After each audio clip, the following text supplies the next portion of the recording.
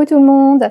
Petite séance de cueillette de fleurs de lavande dans mon jardin. J'ai la chance d'en avoir beaucoup, donc j'en profite. Alors je ne ramasse pas toutes les fleurs parce que j'en ai vraiment beaucoup. Je les ramasse uniquement pour les placer dans mes armoires. Comme ça, je vais pouvoir les utiliser comme répulsif anti-mite, mais surtout pour parfumer mes armoires. Alors, concernant l'efficacité anti-mite, personnellement, je trouve que ça n'est pas totalement efficace. Donc tous les ans, je suis obligée malheureusement d'acheter des pastilles anti-mite, sinon j'ai plus de vêtements, donc c'est pas rentable pour moi. Si vous avez une astuce, quelque chose de naturel anti-mite, je suis preneuse. Il me semble que l'huile essentielle de cèdre est efficace. Je n'ai personnellement jamais testé, donc si vous avez déjà testé, n'hésitez pas à me faire un retour dans les commentaires. Tous les ans également au mois d'août, je taille mes pieds de lavande en forme boule, alors pas trop court, hein, pas trop, une taille vraiment très légère. Et puis j'enlève toutes les fleurs pour pouvoir permettre à la plante enfin de se reposer tout simplement. Coucou tout le monde, j'espère que vous allez tous très bien. Alors, une fois n'est pas coutume, je change un peu toujours mes formats de vlog, j'ai l'impression, mais bon. Alors, je vais vous faire un vlog un peu en vrac, tout simplement parce que je suis encore en vacances et que je vous ai filmé quelques séquences de ménage, de ramassage de lavande en l'occurrence, que vous avez vu tout à l'heure en début, juste à l'instant. Donc hier, j'ai ramassé des fleurs de lavande que j'ai coupées et là, du coup, je vais les égrener. Voilà, les égrener. Oui, les égrener, je pense que c'est comme ça qu'on dit. Donc je vais vous faire, vous allez voir là du coup un vlog un peu en vrac tout simplement. Donc par rapport à cette lavande que j'ai ramassée hier, donc ma maman à chaque fois, tous les ans pour mon anniversaire, ça fait 2 années de suite, elle me fait des petites poches comme ça qu'elle brode elle-même à la main. Donc je vais juste vous les faire voir parce que quand même. Et du coup moi je ramasse ma lavande dans mon jardin et là, elle m'en a fait une ici. Voilà, donc du coup, je vais égrener tout ça. Je vais enlever la lavande de l'année dernière qui est dedans. Donc, oui, d'ailleurs, c'est que j'ai mis ça. J'utilise, alors c'est, vous savez que je suis femme de ménage. Ma maman, elle a une aide à domicile. Mes parents ont une aide à domicile. Et du coup, l'aide à domicile leur a leur a donné cette astuce-là, du coup, que je vais vous donner si vous ne la connaissez pas. Pour remplir vos poches, vos petites poches de lavande, tout simplement, vous mettez votre lavande dans des anciens collants des vieux bas. Alors moi, j'en avais pas, à vrai dire, donc j'ai acheté vraiment les collants premier prix, ou je sais plus si c'était ma mère qui m'avait donné. Il me semble que je les avais achetés. Ils sentent encore en fait la lavande. Bon, bref, je vais les changer. Je pense quand même que ça fait 1 an. Donc tout simplement, il faut récupérer un vieux bas, plutôt que de mettre directement dans la belle petite poche, là en l'occurrence, les belles petites poches que ma maman m'a faites. Alors par contre, son système de ficelle n'est pas très pratique. Du coup, elle m'a donné des rubans pour les attacher. Voilà, vous voyez, j'en ai partout. Ici aussi, vraiment. Et c'est hyper pratique. Donc voilà, je vais égrener tout ça. Et ensuite, vous verrez la suite du vlog, un petit peu ce qui s'est passé durant ça fait 1 semaine que je suis revenue de vacances. Donc j'ai été faire les châteaux de la Loire, pour ceux qui ont suivi ma vidéo budget. Donc voilà, c'était et là je sors, je suis enfin guérie. J'ai eu pendant 2 semaines une sinusite, donc comment vous dire que j'ai eu voilà, la moitié de mes vacances un peu en mode enfin un peu gâchée, il faut dire ce qui est. Mais là tout va bien, ça y est, je suis guérie. Et sincèrement, la sinusite, je pensais en avoir déjà eu, mais en fait non. Je sais ce que c'est qu'une vraie sinusite, voilà, maintenant c'est bon. Donc écoutez, je vais égrener tout ça et puis on se retrouve après sur le vlog. J'ai passé à peu près 1 heure à égrener la totalité de ces lavandes. Elles étaient tellement parfumées que j'ai eu limite mal à la tête à la fin. Tout simplement parce que je me suis installée dans mon salon avec les fenêtres fermées parce qu'il y avait beaucoup de soleil dehors. Donc la prochaine fois, clairement, je me mettrai dehors. J'ai ensuite tout simplement étalé toutes ces graines sur un plateau que j'ai ensuite placé à l'extérieur en plein soleil pour qu'elles finissent de sécher. Alors, il faut savoir qu'en temps habituel, c'est mon fils qui s'occupe de ça et lui se place effectivement à l'extérieur sur la table devant la cuisine.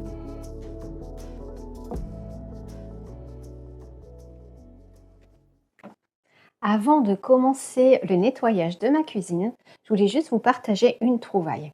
Alors, hier, il faut savoir qu'on a été à la déchetterie, donc on a passé toute la matinée.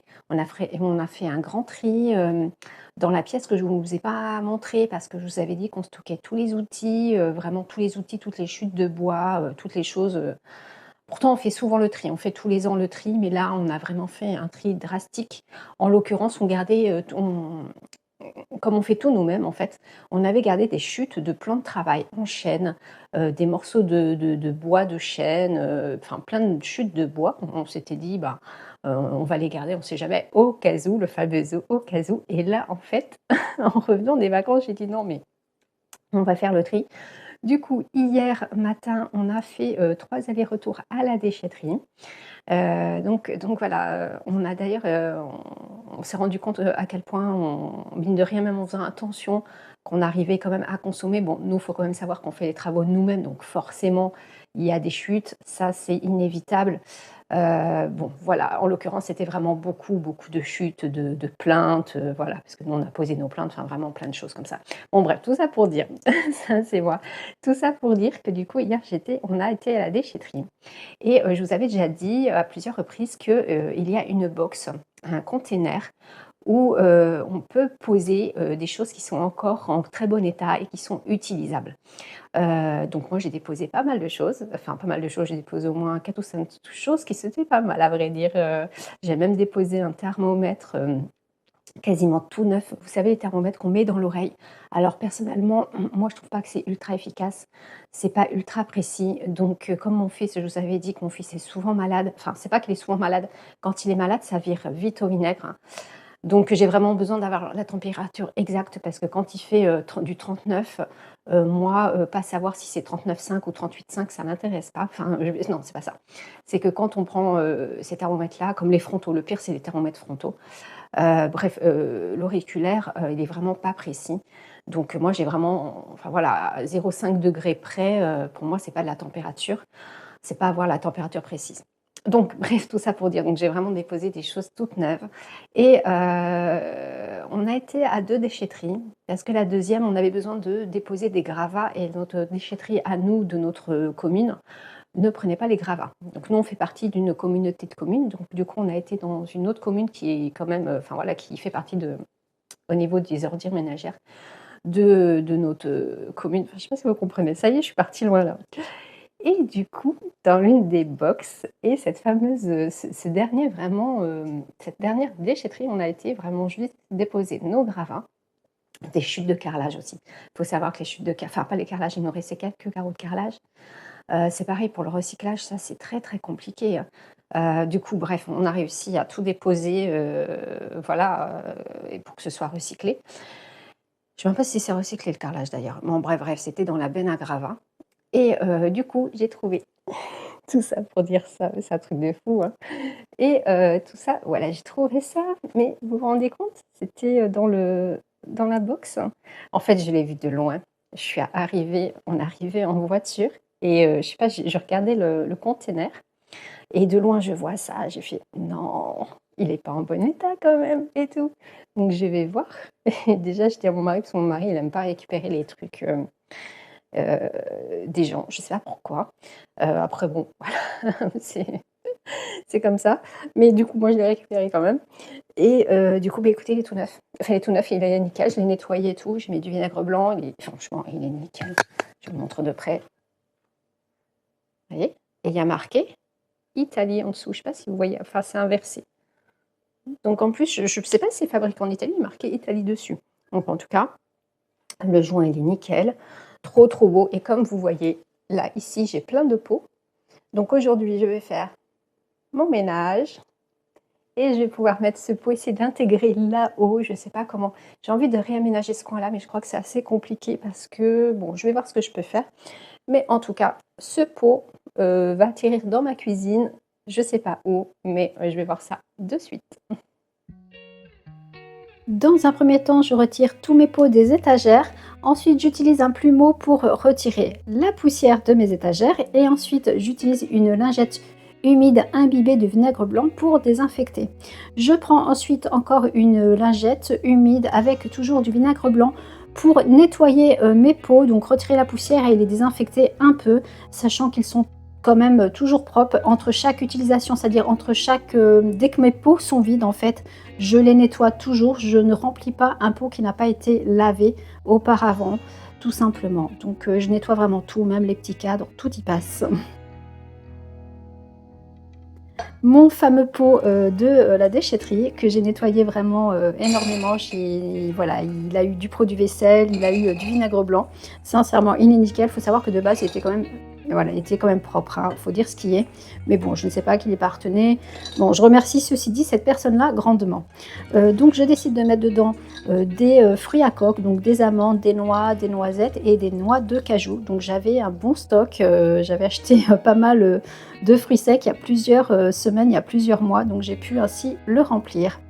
Donc je replace tout simplement tous mes pots et je refais une petite déco qui ressemble grandement à celle qu'il y avait juste avant, mais j'ai fait quelques petits, voilà, j'ai un peu déplacé tout ça pour un petit peu changer, mais grosso modo c'est à peu près la même déco. Donc voilà. Donc j'adore ce coin de ma cuisine. Je trouve que c'est vraiment le point central. J'adore cette pancarte épicerie que j'ai trouvée chez Maison du Monde il y a plusieurs années. Donc si vous voulez, la voulez, malheureusement, ils ne l'ont plus. Vous pouvez peut-être éventuellement la retrouver sur le Bon Coin ou la fabriquer, pourquoi pas vous-même. Je nettoie bien le dessus de mes vitrines avec mon plumeau. Je passe un petit coup de lingette humide pour essayer de retirer vraiment les poussières qui se cachent. Et j'utilise également mes fameuses lingettes à vitre pour bien nettoyer les petits carreaux de vitre présents sur mes vitrines. Ensuite, je nettoie mon réfrigérateur, juste l'extérieur parce que l'intérieur est propre. Donc j'ai retiré à l'instant une sorte de tissu. En fait, c'est ce qu'on met sur les dessous de table de nappe en fait pour protéger votre table. Vous savez, c'est un peu en gomme. Donc moi, j'en ai fait une découpe que j'ai mis juste au-dessus de mon réfrigérateur. Comme ça, quand je le nettoie, j'ai uniquement besoin de le retirer et de l'aspirer. Donc le dessus de mon réfrigérateur est grosso modo toujours propre. Ensuite, j'ai retiré tous les aimants, sincèrement, les aimants, tout ce qui est sur mon réfrigérateur, je crois que c'est ce qui m'a pris le plus de temps, impressionnant. Ensuite, je m'attaque au plan de travail, donc là vraiment tout y passe, pareil, donc je fais vraiment la poussière. Il faut savoir que tout est propre en règle générale, c'est vraiment de la poussière. Tout ce qui est café, donc le broyeur à café et la cafetière, donc ça c'est récent, hein. On les a achetés dernièrement pour l'anniversaire de mon mari, c'est voilà, c'est son cadeau d'anniversaire. Donc vous ne l'avez pas vu dans la vidéo budget tout simplement parce que c'est les parents de mon mari qui ont fortement participé et le restant on a pris sur l'argent de nos travaux. Et voilà, tout simplement. L'ancienne cafetière est tombée définitivement en panne. Je vous en avais déjà parlé, hein. Il avait essayé de la réparer tellement de fois qu'au bout d'un moment, il fallait qu'elle rentre de l'âme. Je crois qu'elle a duré 8 ans. Voilà, donc je poursuis ma tâche. Je nettoie toujours mon plan de travail. J'ai nettoyé également mon égoutteur à vaisselle uniquement avec du vinaigre blanc. Ça suffit sincèrement. C'est un bon anti-calcaire. Ça fonctionne très bien avec les égouttoirs à vaisselle en inox.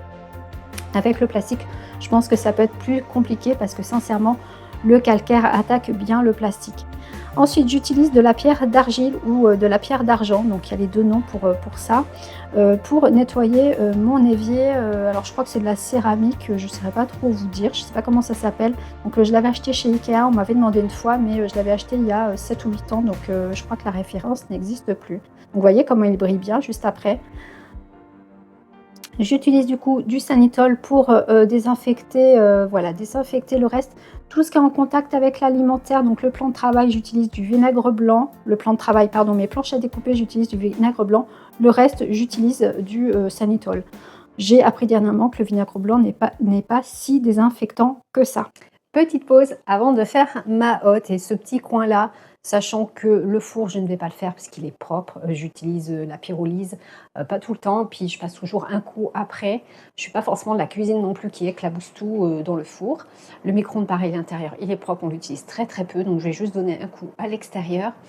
Voilà, juste une petite pause. Je voulais juste vous montrer ma couleur caddie dans un de mes vlogs, mes achats coup de cœur. Je vous avais parlé de cette couleur à base de henné. Alors, il n'y a pas que du henné, il y a aussi des plantes ayurvédiques. Donc, c'est 100% naturel qu'avec des plantes. Et je voulais juste vous montrer parce que je trouve qu'avec la lumière de dehors, voilà. Je pense, alors, ouais, je pense qu'on voit bien la couleur. Vous voyez? Moi j'ai des cheveux blancs, hein, à la base, j'en ai pas énormément, donc ça couvre les cheveux blancs quand même un petit peu. Et voilà, voilà, je montre parce qu'il y en a quelques-unes parmi vous qui étaient intéressées et je trouvais que, en fonction de la luminosité, de la vidéo, enfin, ça ressort pas forcément, puis j'ai pas un appareil photo, enfin un téléphone de grande qualité, du coup ça ressort pas forcément. Donc je voulais juste vous montrer là et ça me permet de faire une petite pause. Voilà. Alors, sinon par rapport à ma cuisine, les tiroirs, je vais pas les faire aujourd'hui parce que là, il est déjà 11h30. Mes tiroirs sont pas très, très sales en soi, il y a pas de miettes de pain, il y a pas tout ça parce que quand je cuisine, je fais attention que, ça tombe pas dans les tiroirs. Je ferme toujours le tiroir avant de voilà. Et puis, tout simplement, voilà, donc les tiroirs, je les ferai dans la semaine. Je ne sais pas quand, mais il va falloir que je trouve un créneau. Je suis débordée, c'est mes vacances, mais c'est un truc de fou. Je ne sais pas comment je vais faire pour m'en sortir, au secours. Allez, zou, je fais cette haute parce qu'il est 11h30 et midi après, c'est l'heure de manger. J'utilise mon plumeau pour retirer la poussière de dessus ma hotte. Ensuite, j'utilise encore une lingette humide avec du Sanitol. Ma hotte n'est pas très très sale parce que je la fais régulièrement, grosso modo toutes les 2-3 semaines. Pour les grilles qu'il y a au-dessus de la hotte, n'hésitez pas à les retirer et à les passer au lave-vaisselle. Ça passe chez tout le monde, ça passe chez mes patrons, ça passe chez moi. Il faut juste penser à retirer le filtre noir, évidemment, donc ça passe au lave-vaisselle. Mon plan de travail, je poursuis, hein, j'utilise du vinaigre blanc, du Sanitol en fonction de la surface. Donc la planche est découpée toujours avec du vinaigre blanc. On va faire un petit tour de la cuisine après nettoyage. Donc on va aller voir le micro-ondes. Donc vous voyez, il est nickel. Je ne l'ai pas nettoyé aujourd'hui tout simplement parce qu'il n'y a aucune raison. On l'utilise rarement et quand on l'utilise, on utilise une cloche. Donc vous voyez, j'ai pas lieu de le nettoyer. Le four, c'est pareil, il est propre. Je l'utilise très souvent, en l'occurrence même pour les cookies tout simplement. Donc il est propre pareil. Quand il est sale, je passe un coup d'éponge ou alors j'utilise la pierre d'argile pour nettoyer la vitre. Ça fonctionne très très bien sur les portes de four. Pareil, pierre d'argile, pardon, je vais y arriver pour nettoyer la plaque induction, c'est nickel. Donc vous voyez, les grilles de ma hotte sont très très propres. Je les ai passées dernièrement au lave-vaisselle et je les passe régulièrement et sincèrement, je vous invite à le faire si vous ne l'avez jamais fait. Donc la plaque induction, n'hésitez pas entre chaque utilisation, surtout de passer un coup d'éponge. Si vous voulez la garder nickel, ça va être la seule solution. Ne surtout pas cuire s'il y a des restes alimentaires sur votre plaque induction et si vous cuisez par-dessus, ça va vous flinguer, excusez-moi, c'est le terme, vous flinguez votre plaque à induction. Donc là, on a le broyeur de café et la cafetière que mon mari a eu pour son anniversaire. Donc c'est vraiment ses parents qui ont financé une très grosse partie. Il avait donc gardé sa dernière cafetière très très longtemps. Donc voilà, je vous montre juste de près pour que vous puissiez voir que c'est vraiment propre de chez propre. Donc là, c'est ma boîte à thé et à tisane que j'avais déplacée, que j'avais mal remis. Donc là, les vitres de mes vitrines, voyez, elles sont bien propres également. Donc voilà, mission accomplie pour cette matinée. Petite séance d'application de saturateur sur ma terrasse, donc ma petite terrasse de l'arrière qui fait 20 mètres carrés où j'ai mon salon de jardin, ma chaise suspendue et mes agrumes. Donc vous l'avez beaucoup vu sur mes vlogs, cette terrasse. Donc la veille, j'ai appliqué les 2/3 du saturateur et là il est 19h30 jusqu'à 22h30. Je vais appliquer les 2 couches de saturateur sur la portion restante. Alors pour ne pas me faire dévorer par les moustiques, parce que nous à partir de 19h 20h on se fait dévorer, j'ai une amie qui m'a conseillé d'appliquer sur tout mon corps du vinaigre blanc. Ça a très très bien fonctionné. Donc sincèrement, je vous invite à voilà, si vous avez besoin de faire des travaux à l'extérieur et que vous êtes envahi de moustiques, n'hésitez pas à vous badigeonner de vinaigre blanc. Donc voilà, monsieur fera avec le temps, la durée de vos travaux, tout simplement. Et puis l'essentiel, c'est que vous soyez bien et confortable. Et puis bon, il y a la douche existe aussi, donc ça c'est très bien passé. Donc mon saturateur va permettre à ma terrasse d'être imperméabilisée et pour pouvoir durer plus longtemps dans le temps, tout simplement. Alors mon saturateur est incolore. Par contre, c'est vrai qu'il donne une teinte qui est plutôt sympa. Alors au début, j'avais du mal et je trouve que c'est beaucoup plus sympa avec que sans.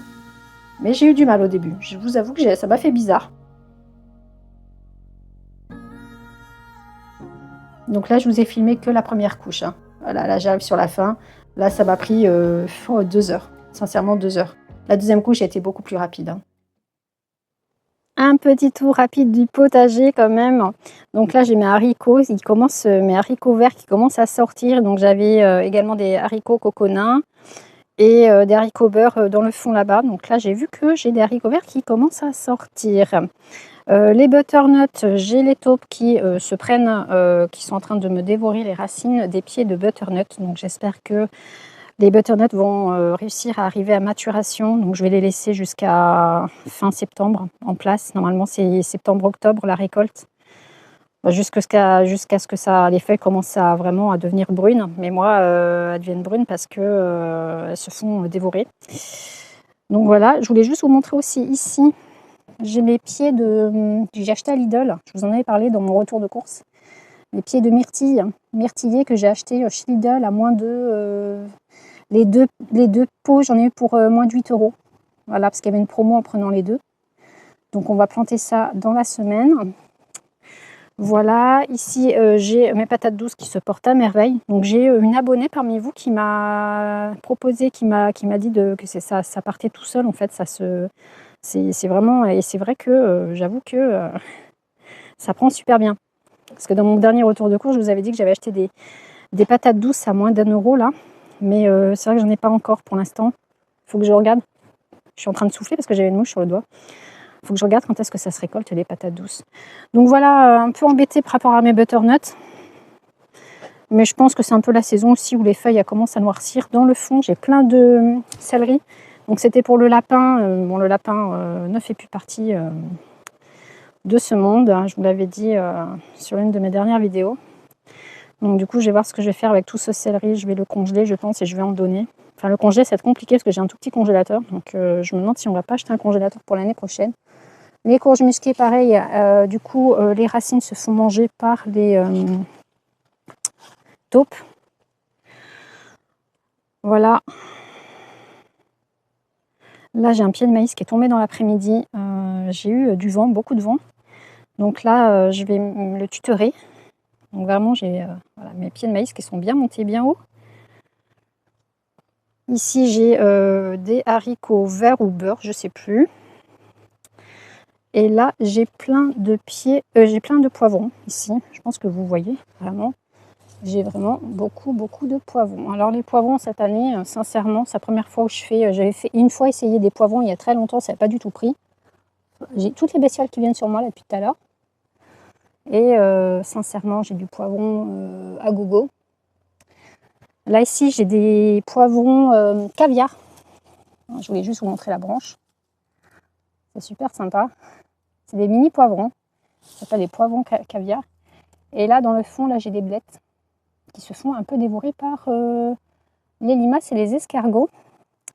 Et là, mes courgettes qui sont un peu malades, mais je pense qu'elles sont en fin de vie aussi. Mais bon, elles me donnent toujours des courgettes. Pas beaucoup, mais ça suffit largement pour notre consommation.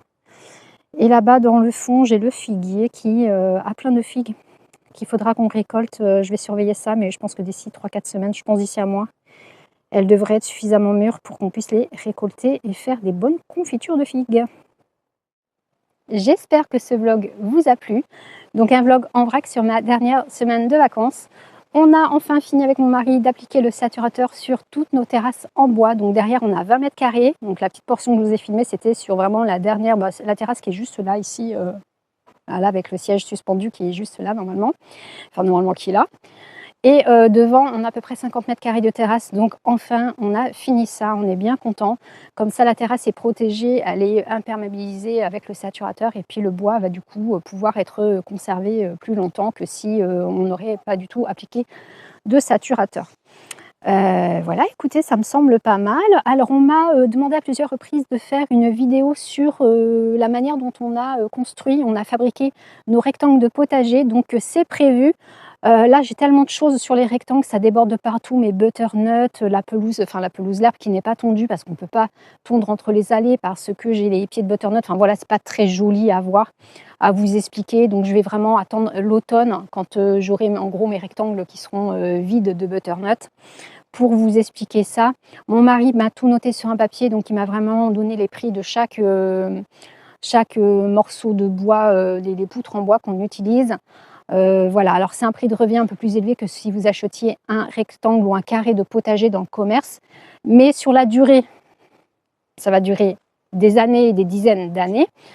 Contrairement à un petit carré de potager que vous allez peut-être acheter 40 €, mais qui va durer, voilà, qui va durer 2-3 saisons et puis dans lesquelles vous ne pouvez pas non plus planter grand-chose. Voilà, donc ça c'est prévu. Il m'a vraiment préparé une feuille avec tout, hein. Donc on attend vraiment la saison, l'automne qui va, de manière qui va arriver bientôt. Alors là, il fait très, très gris. Je pense qu'il va pas tarder à pleuvoir, donc je vais pas trop m'attarder. Donc c'est prévu et puis on m'a demandé si je pouvais faire une routine, expliquer ma routine beauté. Je ne sais pas si ça va intéresser grand monde, mais c'est prévu aussi. Donc il y a vraiment plein de petites vidéos qui sont prévues. Voilà, c'est prévu, c'est prévu, c'est prévu. Donc je vais vous laisser. Je vous embrasse et je vous dis, ben, à bientôt, bientôt. Bisous, bisous.